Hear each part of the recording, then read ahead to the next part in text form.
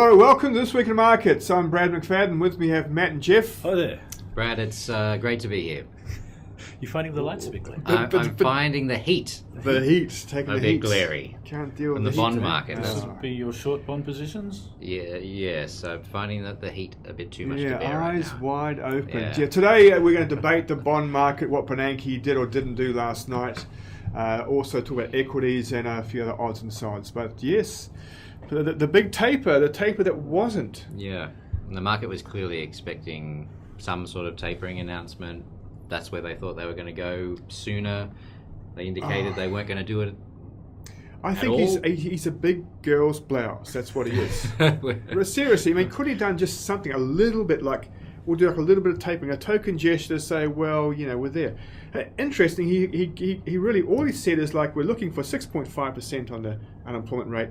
Which he's always said. Which he's always said, Yeah. granted, but it didn't give anything else. So, and I don't even think they know what they're looking for in terms of economic recovery. So Ben Bernanke, Chairman of the Fed, made a speech last night. Yes. As a result of that, we saw equities get a fairly large bounce, and we saw the bond market get a big bounce. Now, you've been fairly bearish on the bond market. And Yeah. Usually when equities have a big bounce, we see a bit of a sell-off in the bonds. That hasn't happened. Well, bond markets go down, equity markets go up. Bond markets go up, equity markets go up. But equities, Matt, they're not my problem. That's not my problem. It's these bond markets. My goodness, that is, well, it's not a problem. It's doing my freaking head in. That's what it's doing. I mean, how can you trade these things? Should we go there? So Yeah, let's have a look. Let's have a look at the chart. So this is the Euro-Dollar futures, the December 2015 Euro-Dollar futures. Now, for those of you who don't know, it's in essence is what the crowd believes the 3-month rate will be for US dollars in December 2015. Yeah? Yep. So in this case, they reckon it's going to be about what? 1.3%. Now you see that that's a we 2 had nights some ago, how big about that? correct. we had big moves there. We had big moves in this in like the last So few for days. the last few months, the market's been factoring in interest rate rises. Well, interest rate The rises expectation or, of it, yeah. or a tapering as such. And those expectations have just been smashed. Well, they've been pushed out to some time in the future. Now, interesting is if I go in here, look at the December 2019 Eurodollar futures, yeah, they moved last night, but nothing dramatic. It was just like business as usual there. So the long end of the curve, so that what I would call the smart money, is not really budging. It's like big deal, all right? Where the confusion is coming is exactly when the tapering is going to occur. Yeah, and it's going to occur at some point. At some It's point not it'll going to go occur. on forever. Now, So I reckon all this does, what Bernanke did is just delay the inevitable, and it actually increases, it amplifies the end result. So So the end does come, it may be magnified. it may be Dramatic. explosive. explosive. Yeah. It's like, Bernanke's effectively said, well, let's just put the pressure on the top of the pressure cooker, try and keep the steam from coming out, i.e. interest rates from rising. Bernanke cannot keep doing it forever. This has been the fear for a long time, hasn't it, about keeping things going for too long, overshooting the mark. Being able to unwind what they're doing is something they like to think maybe they have control over everything, but perhaps going too far in terms of inflationary expectations and things like that. It would Is that a seem possibility? that they become locked into they have to keep on doing this until they can't. Yeah. And last night he said something very, very strange. He said, we're a bit worried that with rates going up, interest rates have risen like the last few months. We're a bit worried about that in terms of its effect on economic recovery. Well, I mean, hang on. Let's go back a few years. Interest rates were at 5%, and everyone was quite happy there. So, I don't know.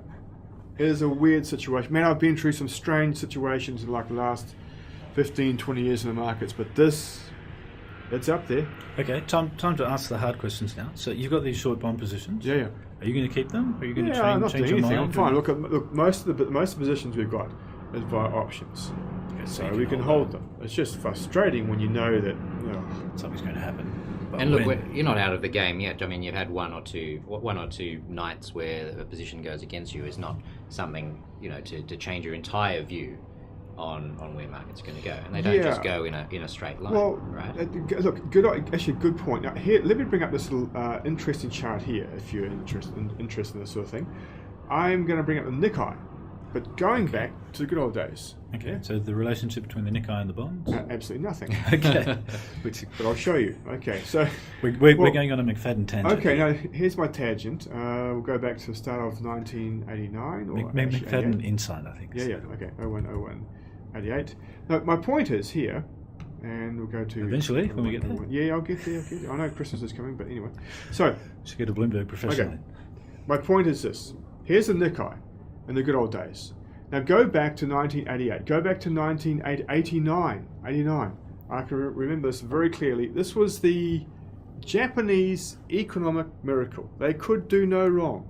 Yeah? I recall the time. All right. Now, look what happened. The Nikkei fell from almost 40,000 right down to 15,000. Almost half. Over half. That was a nasty bear market. But what was nasty, this thing did not go down a straight line. These rallies here were substantial. And if you had sold when it looked like the abyss was opening up, you would have been smashed because the market rallied, ultimately rolls over again, fine. But anyway, the relationship between this and the bond market now, well, hey, picture this, because this is exactly what's going to happen to bond markets. They're going to fall over, have these big rallies back up again, not get to new highs and do lower lows, lower highs, roll over again, bang. So the message is that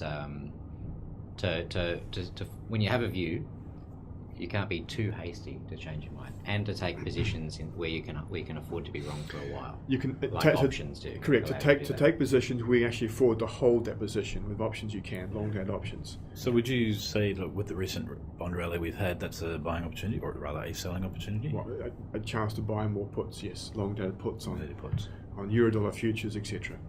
Yeah. Although the bond may have come up a bit. No, it's not too bad. It's okay. It's cheap, man.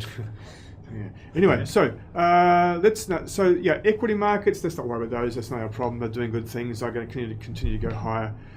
I just wanted to have a bit of a banter today about this is what to expect with bond markets. Bernanke doesn't change anything. He just pushes things out a bit, delays what ultimately is going to happen. Interest rates going through the roof one day. Good luck. McFadden out. That's bye from me. And bye from me.